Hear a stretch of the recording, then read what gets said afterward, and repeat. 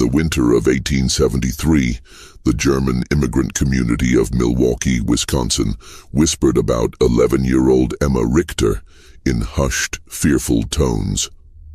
This pale, quiet child could calculate the day of the week for any date in human history within seconds, memorize entire conversations word for word after hearing them just once, and recite the precise number of steps between any two buildings in her neighborhood.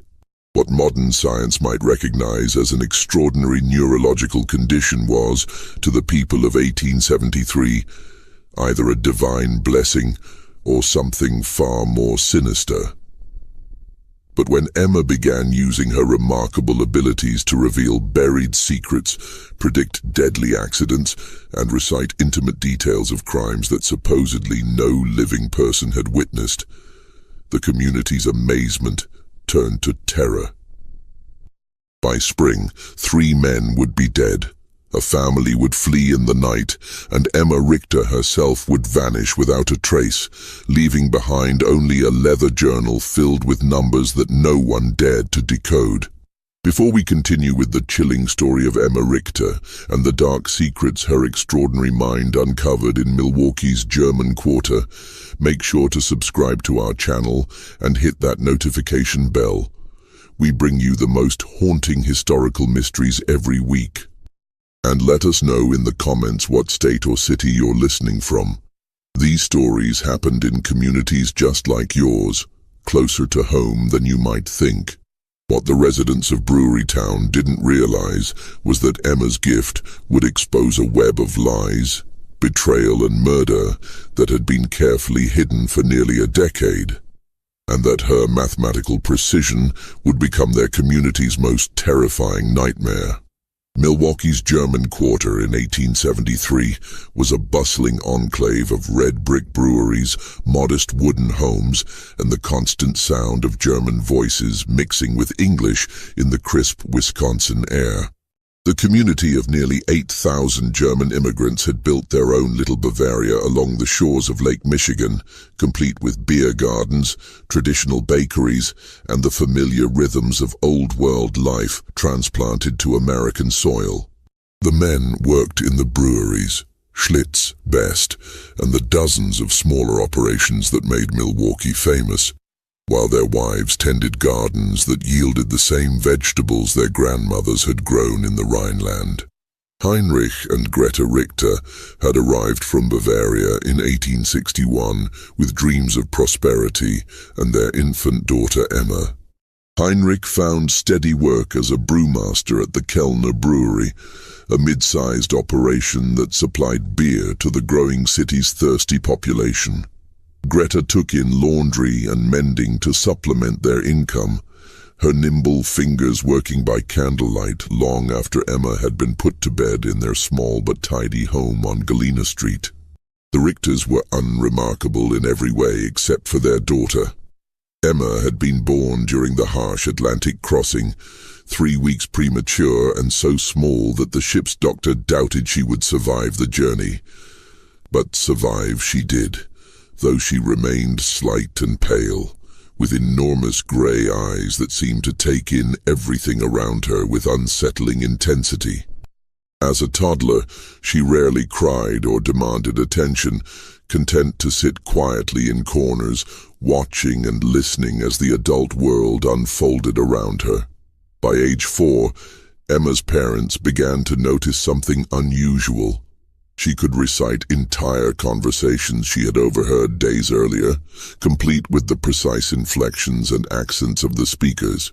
She counted everything: the number of stitches in her mother's embroidery, the steps from their front door to the bakery, the exact time between the brewery whistles that marked the beginning and end of each workday. When Heinrich taught her basic arithmetic, she absorbed mathematical concepts with frightening speed, solving problems in her head faster than he could work them out on paper. The German community initially viewed Emma's abilities with a mixture of pride and unease. Old Mrs. Brennan, who claimed to remember the witch trials in her grandmother's stories, crossed herself whenever Emma's calculating grey eyes fixed on her. But Father Koller, the stout Bavarian priest who served their small Catholic parish, declared Emma's gifts to be a blessing from God, a child chosen to demonstrate divine wisdom in their New World community. The winter of 1872 had been particularly harsh, with temperatures dropping so low that Lake Michigan froze solid for the first time in a generation. The brewery workers huddled around coal stoves, their breath visible even indoors, while their wives struggled to keep their families warm and fed through the long, bitter months. It was during this isolated winter that Emma's abilities began to take on a darker character, though no one yet understood what was coming. Emma had developed the habit of sitting by the small window in their kitchen, watching the neighbors go about their daily routines with the same intense focus she applied to mathematical problems. She began to notice patterns, not just in numbers, but in human behavior. Mr. Kruger always walked to the brewery by the same route, taking exactly 247 steps, except on Wednesdays when he took a different path that required 284 steps. Mrs. Fisher hung her laundry in a specific sequence, but when her husband worked late at the mill, she changed the order completely. These observations might have been dismissed as the quirks of an unusual child, except that Emma began to vocalize her findings in ways that made the adults increasingly uncomfortable. The transformation from curiosity to dread began on a gray February morning in 1873. Emma was sitting at the kitchen table, methodically eating her breakfast while her mother prepared her father's lunch pail, when she suddenly looked up and announced, "Mr. Dietrich will not come home from the brewery today. He will die at exactly 14 minutes past 2 o'clock. Greta Richter nearly dropped the tin pail she was holding. Emma, mein Gott, what a terrible thing to say. Why would you think such a thing? Emma's grey eyes remained fixed on her mother's face with that unsettling intensity. He has been drinking from the small brown bottle for 17 days. Yesterday he drank 3 times more than usual. His steps were uneven, 251 instead of his normal 244. When people change their patterns by more than 10%, something significant happens within 72 hours. Mr. Dietrich's pattern changed by 12%. The calculation is simple. Heinrich, who had been putting on his heavy wool coat, stopped and stared at his daughter. Johann Dietrich was indeed a drinker, but no more than half the men in the German quarter. The idea that Emma had been counting his steps and tracking his drinking habits was disturbing enough, but her calm, mathematical certainty about his death sent a chill through both parents that had nothing to do with the Wisconsin winter. "You must not say such things, Emma," Heinrich said firmly. "It's not proper for a child to speak of death." Emma simply nodded and returned to her breakfast, but her parents exchanged worried glances over her bent head. They had grown accustomed to their daughter's unusual observations, but this felt different, darker and more specific than her typical mathematical pronouncements. At precisely 14 minutes past 2 that afternoon, Johann Dietrich collapsed in the brewery's malt room. The official cause of death was heart failure, brought on by what Dr. Muller determined to be chronic alcohol poisoning. The brewery workers who found him noted that he had been acting strangely for weeks, drinking more heavily than usual and showing signs of severe anxiety. But what truly unsettled them was the timing. Emma Richter's prediction had been accurate to the minute. Word of Emma's grim prophecy spread through the German quarter like smoke from a chimney fire. Some dismissed it as coincidence, but others remembered the pale girl with the calculating eyes and began to wonder what else she might have observed during her silent vigils at the kitchen window. The Richter family found themselves the subject of whispered conversations and sideways glances when they walked to church or visited the market. Father Koller, who had previously praised Emma's gifts as divine, now seemed less certain. When Heinrich approached him after Sunday Mass, seeking guidance about his daughter's disturbing prediction, the priest's jovial demeanor had been replaced by something approaching concern. "Heinrich, my friend," Father Koller said, his Bavarian accent thick with worry. "Perhaps it would be best if young Emma spent less time watching the neighbors and more time with her prayers. The Lord gives us gifts, yes, but sometimes the devil can twist even the most innocent abilities toward darker purposes." This suggestion troubled Heinrich deeply. He had always been a practical man, more concerned with the science of brewing than the mysteries of faith. But even he could not dismiss the unsettling accuracy of Emma's prediction. That evening he sat his daughter down for a serious conversation. "Emma, you must tell me the truth. How did you know about Mr. Dietrich?" Emma looked at her father with those enormous gray eyes, her expression as calm and analytical as always. "I watch. I count. I remember." Mr. Dietrich's behavior changed in predictable ways. When someone increases their alcohol consumption by 37% over a 17-day period, while simultaneously reducing their food intake by approximately 20%, cardiac stress becomes inevitable. I calculated the most probable time of failure based on his age, weight, and observed symptoms. Heinrich felt his blood run cold. His 11-year-old daughter was speaking like a physician, or something far more troubling. "But Emma, how could you know all these details about Mr. Dietrich's eating and drinking?" "I observe everything, Papa. Every day, every person, every pattern." Emma's voice remained matter-of-fact, but there was something in her eyes that made Heinrich deeply uncomfortable. "Would you like me to tell you about the other calculations I've made?" Heinrich quickly shook his head. He did not want to know what else his daughter had calculated about their neighbors' lives and deaths. But as he tucked Emma into bed that night, he couldn't shake the feeling that his family was standing at the edge of something much darker than a simple mathematical curiosity. The February snow continued to fall outside their small house, muffling the sounds of the German quarter and creating an insulated world where secrets could be hidden and observations could be made without detection. Emma lay quietly in her narrow bed, her mathematical mind processing the day's data and calculating probabilities that no 11-year-old should be able to comprehend, and certainly no 11-year-old should want to know. In the weeks following Johann Dietrich's death, the atmosphere in Milwaukee's German quarter shifted like the wind off Lake Michigan. Emma continued her daily observations, but now her parents watched her with growing unease as she sat by the kitchen window, her gray eyes tracking the movements of their neighbors with mechanical precision.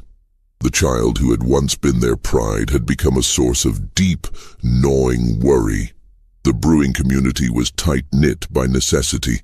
The men relied on each other for work, their wives for companionship during the long winters, and their children played together in the narrow streets between the red brick buildings. But Emma had never quite fit into this social fabric.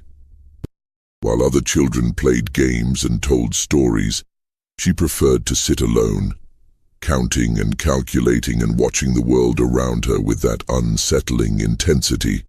Greta began to notice that Emma's observations were becoming more detailed and more disturbing. The child would mention casually that Mrs. Weber had been meeting secretly with Mr. Kellner behind the brewery on Tuesday afternoons for 6 weeks, or that the Schneider family had been burying something in their back garden every Sunday after church. When Greta asked how Emma could possibly know such things, the girl would simply explain that she had observed the patterns and calculated the probabilities. "People think they are being secret," Emma said one March morning as she methodically buttered her bread, "but they follow patterns just like numbers. Mrs. Weber always tells her husband she's visiting her sister on Tuesday afternoons. but she takes 127 steps to Mr. Kellner's house instead of 349 steps to her sister's. The Schneiders bury objects wrapped in cloth exactly 73 centimeters apart in a grid pattern. They believe no one is watching, but I am always watching. Heinrich had heard enough. That evening, after Emma was asleep, he spoke seriously with his wife about their daughter's increasingly troubling behavior. "Greta, this cannot continue.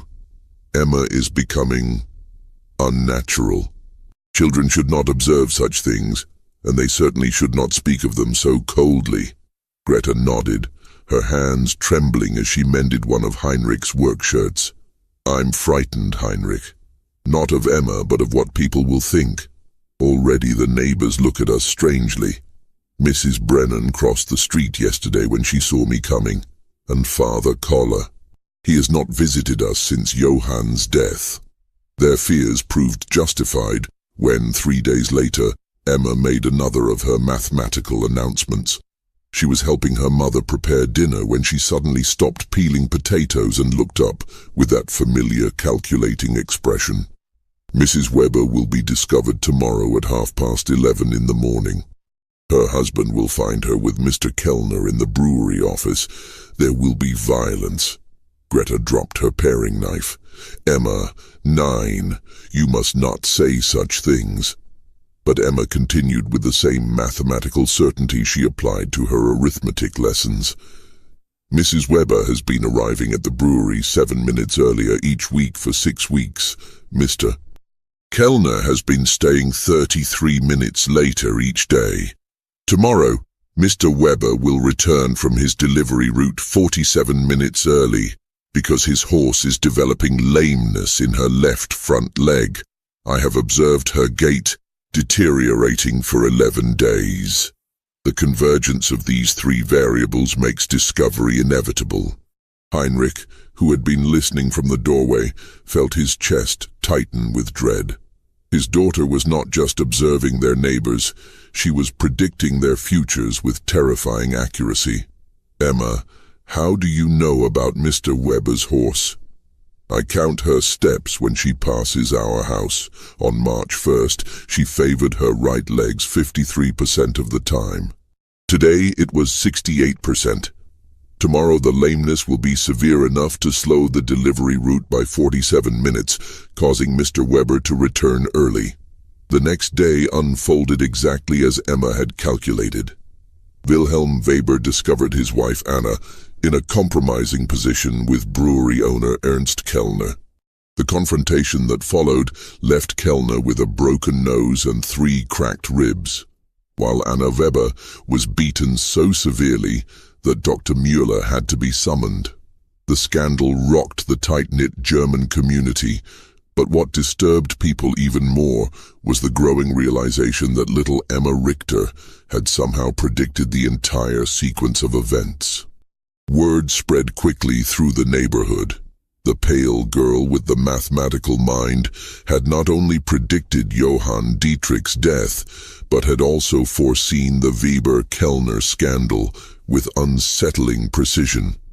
People began to whisper about the strange child who sat at her window, watching and calculating and somehow knowing things that no child should know. The Richter family found themselves increasingly isolated. Former friends avoided them at church. Children were forbidden from playing near their house, and even the shopkeepers in the German quarter began to treat them with barely concealed suspicion. Heinrich's position at the brewery became tenuous. His fellow workers viewed him with unease, and Ernst Kellner, still recovering from his beating, made it clear that the Richter family was no longer welcome at company social events. But Emma seemed oblivious to the growing hostility around her. She continued her daily observations, her mathematical mind processing data and calculating probabilities with mechanical precision. She began keeping a leather journal, filling its pages with numbers, dates, and observations that her parents dared not read. The sight of their 11-year-old daughter bent over her calculations, writing in neat columns of figures, filled them with a dread they could not name. As winter gave way to spring, the isolation deepened. The German quarter that had once felt like home now seemed hostile and threatening. Heinrich began to consider the unthinkable, leaving Milwaukee, abandoning the life they had built, and starting over somewhere far from the whispers and the fear and the terrible accuracy of their daughter's predictions. But Emma was not finished with her calculations. The worst was yet to come, and her mathematical mind had already begun processing the data that would lead to the darkest secrets of all. As April arrived in Milwaukee, bringing with it the first tentative warmth after the brutal winter, Emma's journal grew thicker with her precise notations. The leather-bound book had become her constant companion, and she filled its pages with increasingly complex calculations that went far beyond simple mathematics. Her parents caught glimpses of charts tracking human behavior patterns, tables of numerical sequences they couldn't understand, and detailed maps of the German quarter marked with symbols and measurements. The community's fear of Emma had begun to manifest in more concrete ways. Children were forbidden from walking past the Richter house.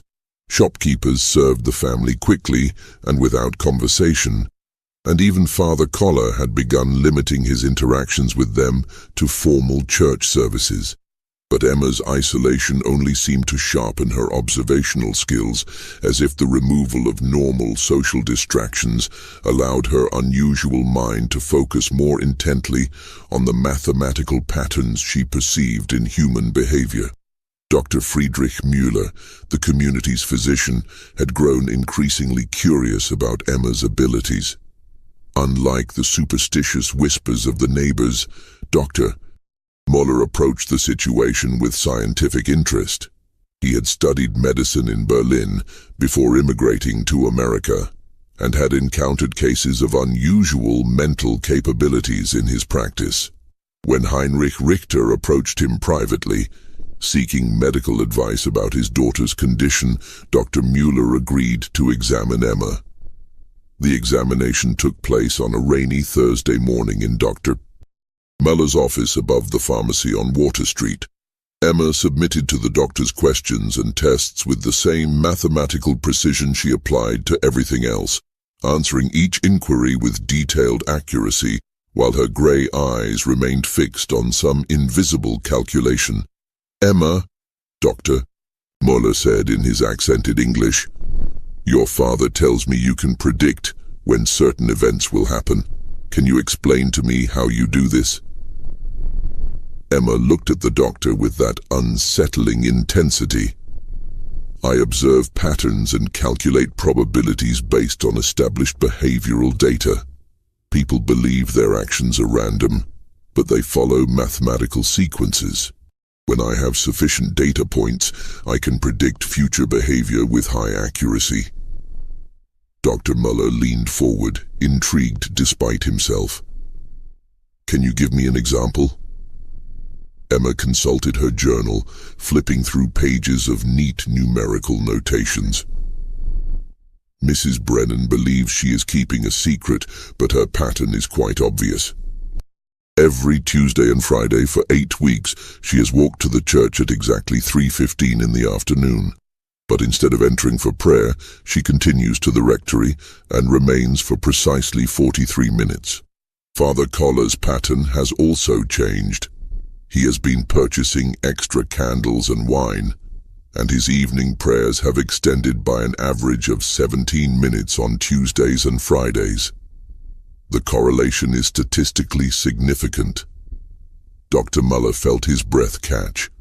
The implications of what Emma was suggesting about the priest and the widow were scandalous enough, but the methodical way she had documented her observations was deeply troubling.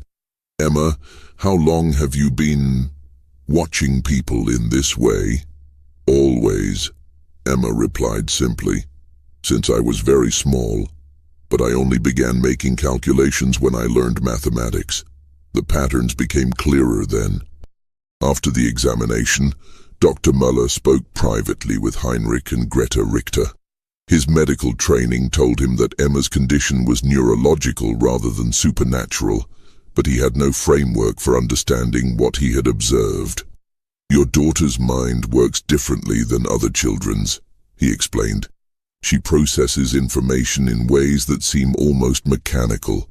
In my opinion, this is a medical condition, not the other things people are saying." But even Dr. Mueller's scientific perspective couldn't diminish the growing dread that surrounded Emma's predictions. 2 days after his examination, Emma made another of her calculated announcements. "There will be a fire at the Zimmerman house on Sunday evening. It will start at 8:47 and spread to 3 adjacent buildings before the volunteer fire brigade can respond. Mr. Zimmerman will not survive." Heinrich felt the familiar chill that accompanied his daughter's predictions. "Emma, you must not say such things. How could you possibly know about a fire?" Emma consulted her journal. "Mr. Zimmerman has been drinking lamp oil mixed with whiskey for 12 days. I observed him purchasing both items in quantities that exceed normal household use. His wife left for Chicago to visit her sister yesterday, which follows the pattern of wives leaving before significant domestic incidents occur. The chimney on their house has structural damage that I calculated based on the angle of smoke emission and the pattern of soot deposits. The probability of fire is 93%. Greta began to weep softly. The clinical way Emma discussed potential tragedy, as if human suffering were simply another mathematical problem to be solved, frightened her more than any supernatural explanation would have. This was her child, but she no longer recognized the cold precision in Emma's voice or the mechanical way she processed human pain.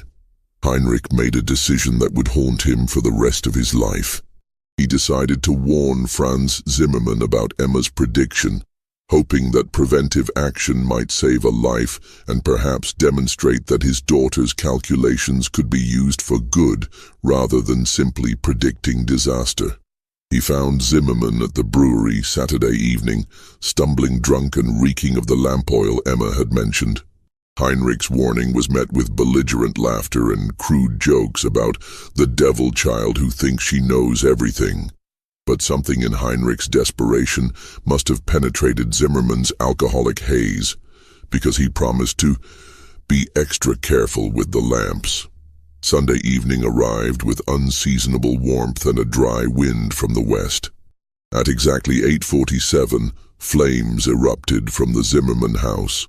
The fire spread with terrifying speed, consuming not just the original building, but 3 adjacent homes before the volunteer fire brigade could mount an effective response. Franz Zimmermann's body was found in his kitchen, where he had apparently fallen while trying to extinguish flames that had spread far beyond his ability to control. The accuracy of Emma's prediction, down to the exact minute, sent shockwaves through the German quarter. Heinrich's attempt to warn Zimmermann had been witnessed by several brewery workers, and word spread quickly that Emma had predicted not just the fire, but its precise timing and consequences. The community's unease transformed into open fear, and the Richter family found themselves completely ostracized. But for Emma, the fire was simply another data point to be recorded in her journal.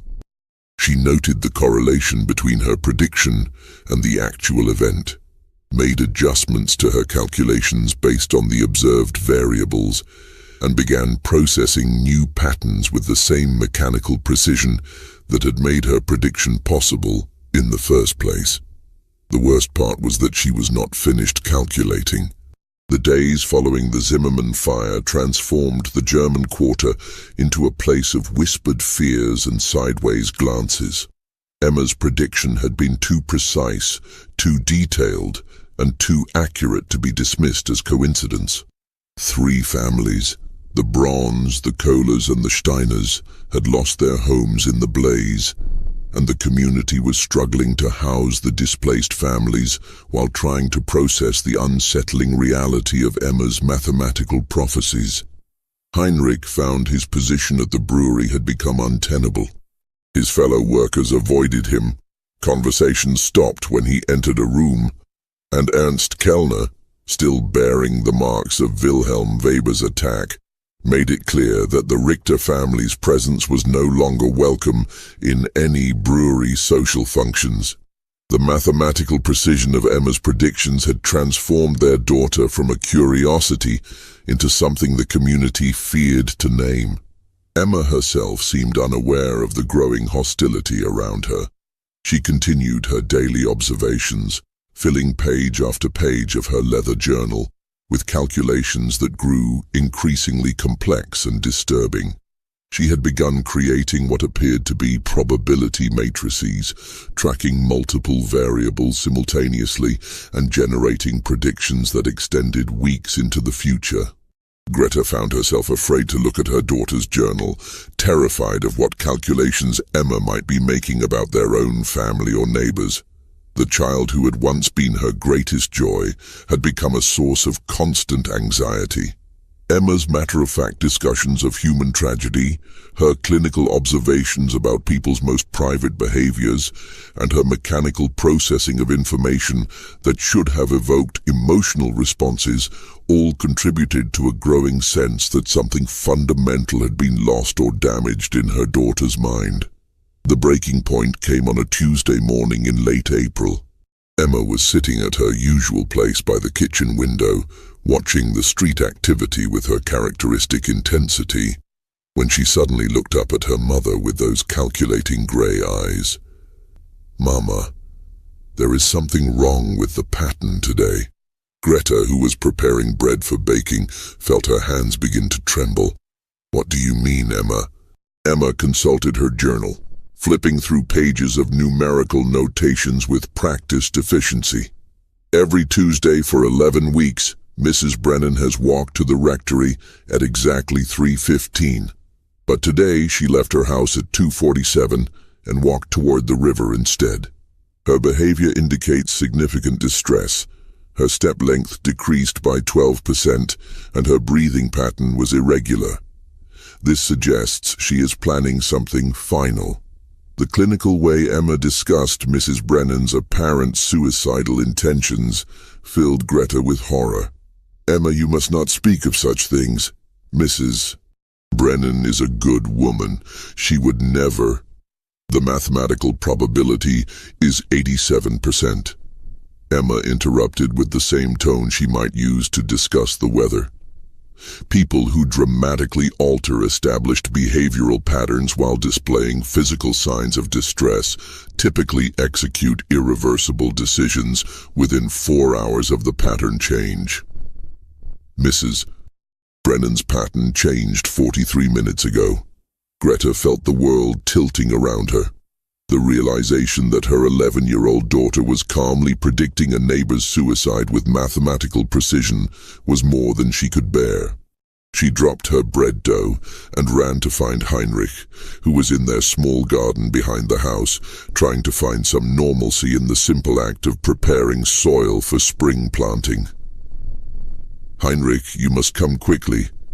Emma says Mrs. Brennan is going to harm herself. We must do something." Heinrich looked at his wife's terrified face and felt the familiar dread that had become their constant companion. They found Emma still sitting by the window, making additional notations in her journal as if recording a scientific observation rather than predicting a human tragedy. "Emma, tell me exactly what you observed about Mrs. Brennan." Emma looked up from her calculations. She deviated from her established Tuesday pattern by 28 minutes. Her physical indicators suggested severe emotional distress. Based on historical data about behavioral pattern disruption, the probability of self-harm is 87%, with peak likelihood occurring between 5 and 7 this evening. Heinrich made a decision that revealed both his desperation and his growing acceptance of Emma's abilities. He left the house immediately and went searching for Margaret Brennan, following the route toward the river that Emma had indicated. He found the elderly widow standing on the dock where the fishing boats tied up, staring into the dark water with an expression of profound despair. "Mrs. Brennan," Heinrich called softly, approaching carefully so as not to startle her. "Are you all right?" The elderly woman turned toward him, her eyes red with tears. "Heinrich, what are you doing here?" I was concerned about you. You seem troubled lately." Mrs. Brennan's face crumpled. "I cannot bear it any more, Heinrich. The shame, the whispers, the knowledge that everyone knows about my weakness. Father Koller says it is sin, but I cannot help what I feel for him. Better to end it than to live with this disgrace." Heinrich realized with growing horror that Emma's observations about Mrs. Brennan and Father Koller had been accurate, and that the elderly woman was indeed contemplating suicide rather than face the scandal. He spent the next 2 hours talking Margaret Brennan away from the river, convincing her that shame was not worth dying for and that the community's judgment would eventually fade. When he returned home that evening, he found Emma making final notations in her journal. "Mrs. Brennan did not follow through with her plan," she observed clinically. "The intervention changed the probability calculation. I will need to adjust my variables for future predictions involving third-party interference." Heinrich stared at his daughter in disbelief. Emma had somehow observed and calculated a suicide attempt that had not yet occurred, and now she was treating his intervention as simply another data point to be incorporated into her mathematical models. The realization that his 11-year-old daughter was not just predicting tragic events, but studying human suffering with scientific detachment filled him with a horror he could not name.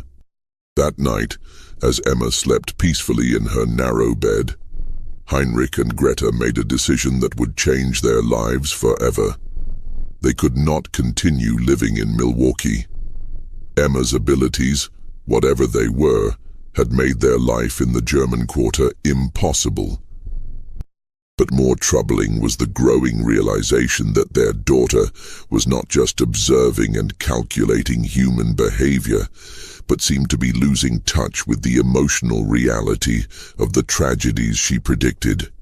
They began making quiet plans to leave Wisconsin, to find some place where Emma could live without being feared, and where her unusual mind might find a different outlet. But Emma was not finished with her calculations, and the most disturbing revelations were yet to come.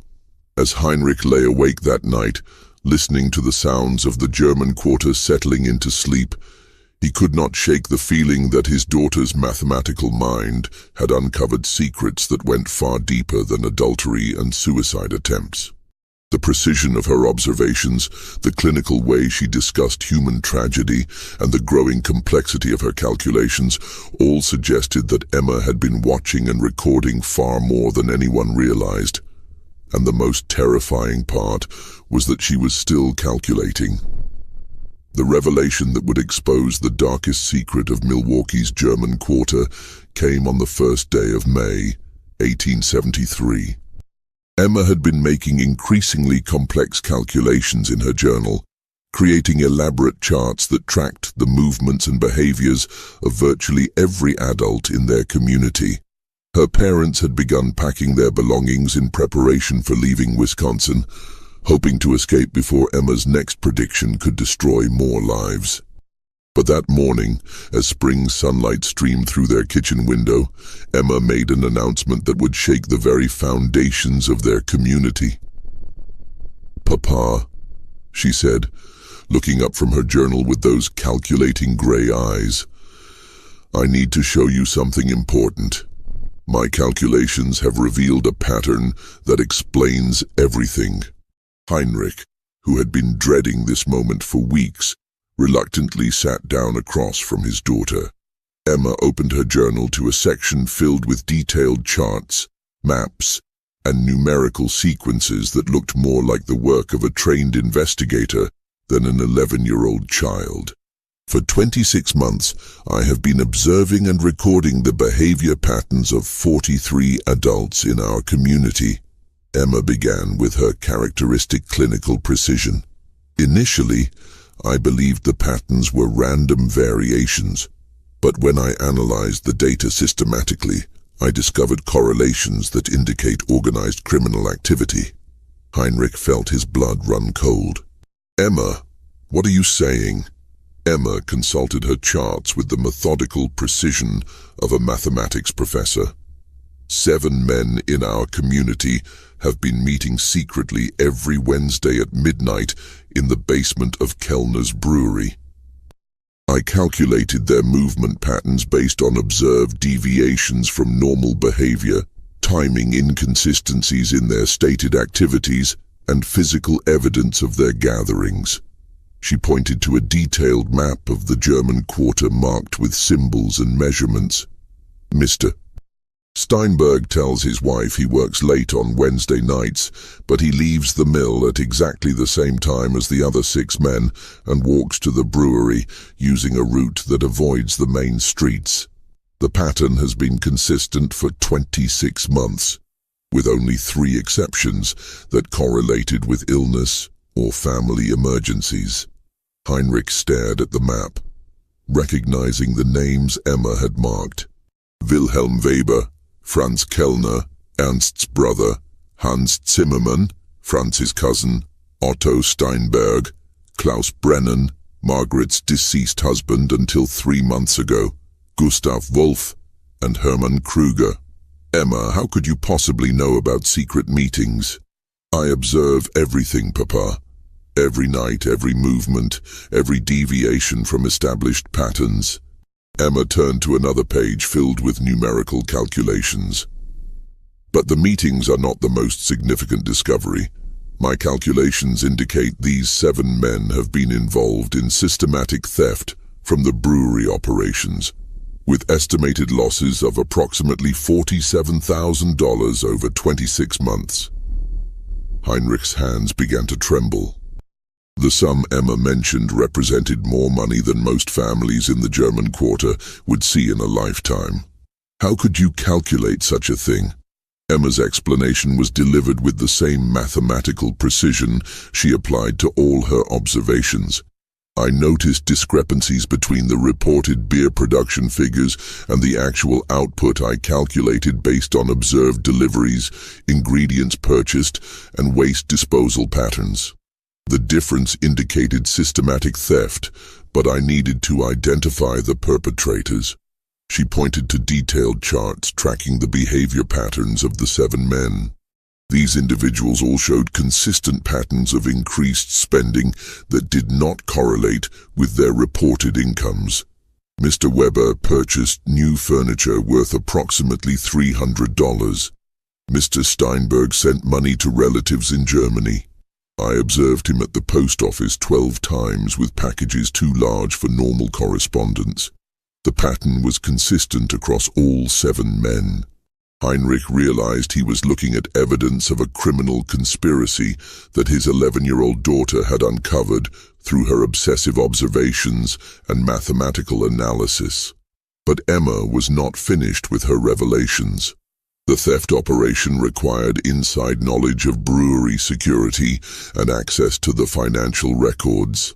Emma continued, "My calculations indicated the involvement of someone in management.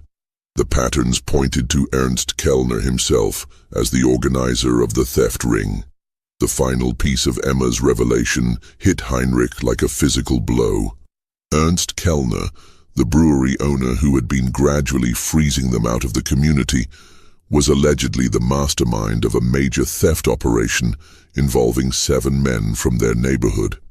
The precision of Emma's analysis, the mathematical certainty of her conclusions, and the detailed evidence she had compiled through months of observation all pointed to a truth that was both incredible and terrifying. "Emma, these are very serious accusations. Are you certain of your calculations? Emma consulted her journal one final time. The mathematical probability is 96%. But Papa, there is something else. Something that explains why Mr. Kellner has been trying to isolate our family from the community. Heinrich felt his chest tighten with dread. What do you mean? Mr. Kellner knows that I observe everything. He has been watching me watch him. 3 weeks ago, he approached our house twice at night and stood outside for 17 minutes each time, as if calculating whether I might have discovered his secret. His behavior indicates he suspects I know about the theft operation. The realization that Emma's mathematical abilities had not only uncovered a criminal conspiracy, but had also made her a target filled Heinrich with a terror he had never experienced. His daughter's obsessive observations and calculating mind had revealed secrets that powerful men would kill to protect. Emma closed her journal and looked at her father with those unsettling gray eyes. Papa, my calculations indicate that we are in significant danger. Mr. Kellner and the others cannot allow me to continue making observations. The mathematical probability of them taking action against our family is 84%, with peak likelihood occurring within the next 72 hours. Heinrich understood that Emma's final prediction was not about fire or suicide or adultery, but about their own family's survival. Her mathematical mind had uncovered a truth that made their continued existence in Milwaukee impossible, and the men she had exposed would not hesitate to eliminate the one witness who could destroy them all. That evening, Heinrich made a decision that would save his family's life. Using the detailed evidence Emma had compiled in her journal, he approached Dr. Müller under cover of darkness and shared Emma's discoveries. The physician, who had already been disturbed by Emma's unusual abilities, was stunned by the mathematical precision of her criminal investigation. Heinrich, if what Emma has calculated is true, we are looking at the largest theft operation in Milwaukee's history, Dr. Müller whispered as he examined the journal by lamplight in his office. But more importantly, if Kellner suspects that Emma knows, your family is in mortal danger. Dr. Müller agreed to help them escape Milwaukee immediately. Using his medical connections, he arranged for Heinrich to receive an emergency job offer at a brewery in distant Minnesota, providing cover for their sudden departure.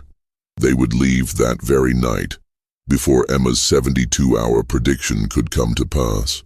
As the Richter family loaded their few belongings into Dr. Müller's wagon under cover of darkness, Emma made one final observation that would haunt Heinrich for the rest of his life. Papa, in approximately 6 months, the theft operation will be discovered through other means. Mr. Kellner will face justice, but 3 of the 7 men will not survive the investigation. The mathematical probabilities are quite clear. Heinrich shuddered as he lifted his daughter into the wagon. Even as they fled for their lives, Emma was calculating the future consequences of the conspiracy she had uncovered. Her prediction would prove accurate in every detail. By winter, a federal investigation would expose the theft ring, Ernst Kellner would be arrested and convicted, and 3 of his accomplices would die under suspicious circumstances that were never fully explained. But on that dark May night in 1873, as their wagon rolled through the sleeping streets of Milwaukee's German Quarter, Heinrich could only think about how his daughter's extraordinary mathematical mind had both saved their lives and destroyed the only home they had ever known in America. The Richter family vanished from Milwaukee in the early hours of May 2nd, 1873. Leaving behind only whispered stories and unanswered questions. Dr. Müller reported that they had received an emergency family summons back to Bavaria, but the few people who bothered to ask noted that no ship passenger records could be found to confirm their departure from America. What the residents of the German Quarter never learned was that Heinrich, Greta and Emma Richter had indeed traveled to Minnesota, where Heinrich found work at a small brewery in the town of New Ulm.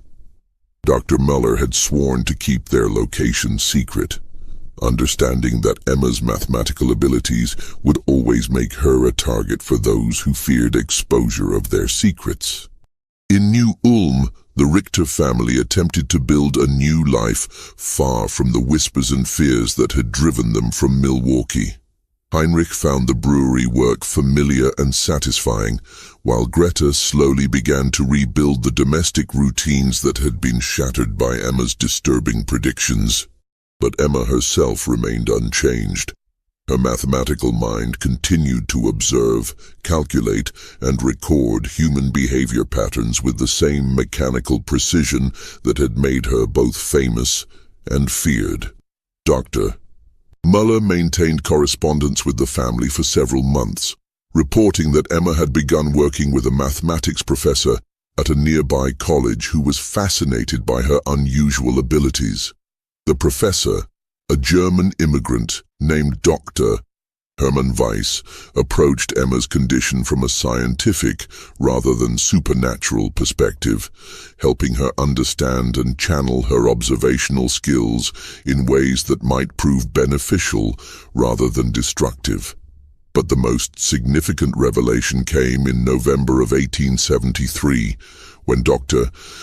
Muller received a letter from Heinrich containing Emma's final prediction about the Milwaukee theft operation.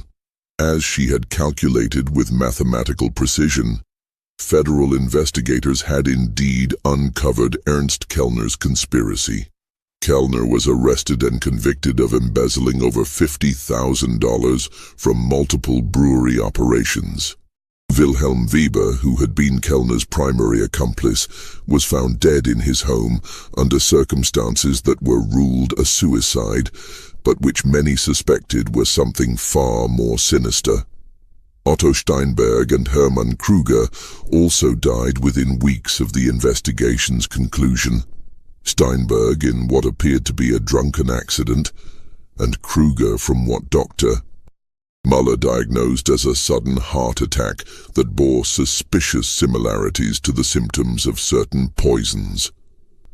Emma's mathematical analysis of the criminal conspiracy had been accurate in every detail, including her prediction that not all of the conspirators would survive the eventual discovery of their crimes.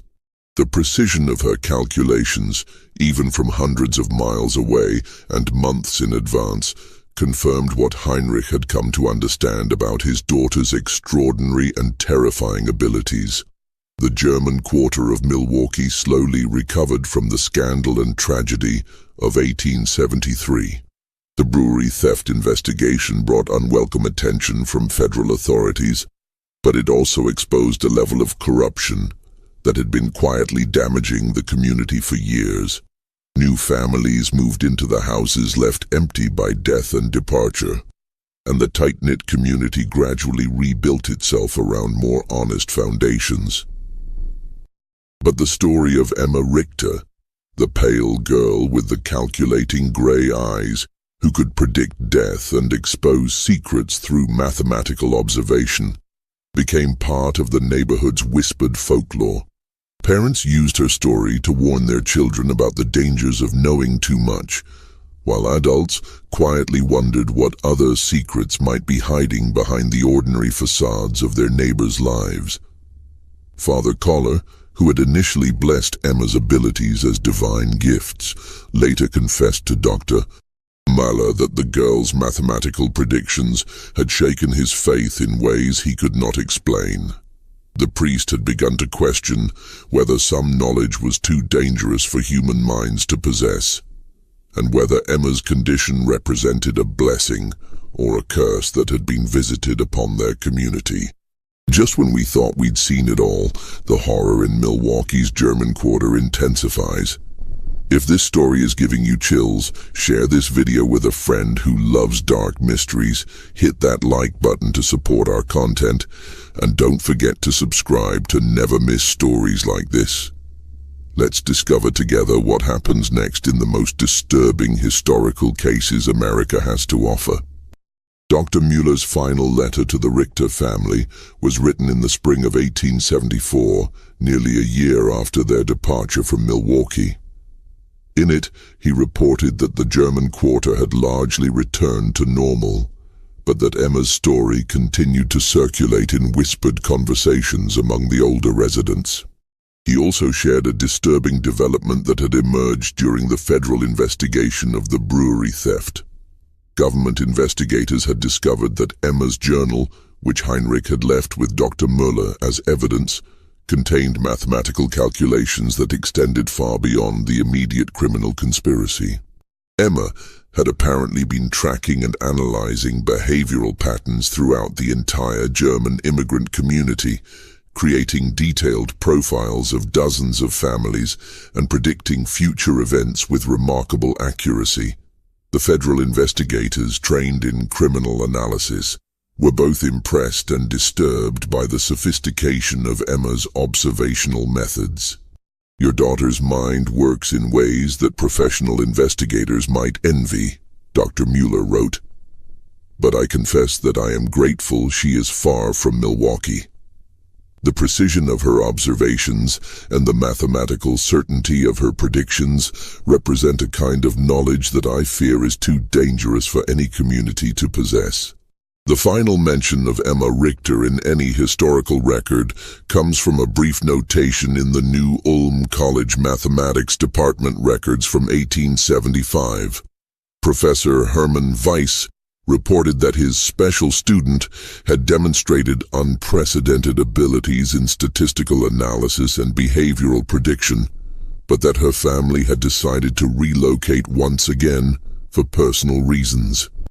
After that entry, Emma Richter disappeared from history as completely as she had vanished from Milwaukee on that dark night in May of 1873. What happened to the girl who could calculate human behavior with mathematical precision remains unknown. Some researchers have theorized that families like the Richters, possessing children with unusual abilities, deliberately maintained their anonymity to protect themselves from both scientific exploitation and community persecution. Emma's story represents one of the few documented cases where such abilities were recorded in sufficient detail to understand their scope and implications. This mystery shows us that the human mind remains one of our greatest enigmas, capable of developing extraordinary abilities that challenge our understanding of intelligence, observation, and prediction. In 1873, Emma Richter's mathematical approach to human behavior was seen as either divine or demonic. But modern science recognizes that conditions like savant syndrome, autism spectrum disorders, and hyperthymesia can indeed create minds that process information in ways that seem almost supernatural to those who don't understand the neurological mechanisms involved. What do you think of this story? Do you believe everything was revealed, or do you think Emma's abilities extended even further than what we discovered? Leave your comment below and let us know if you've ever encountered someone with similar extraordinary mental abilities. If you enjoyed this tale and want more horror stories like this, subscribe, hit the notification bell, and share with someone who loves mysteries. These historical cases remind us that the most frightening truths are often hidden in plain sight, waiting for the right mind to calculate their terrible secrets. The case of Emma Richter demonstrates that sometimes the most terrifying discoveries come not from supernatural forces, but from the relentless application of mathematical logic to human behavior. In a world where we believe our secrets are safe, the existence of minds capable of such precise observation and calculation reminds us that privacy may be nothing more than an illusion, and that the patterns we think we hide may be visible to those who know how to look and how to count.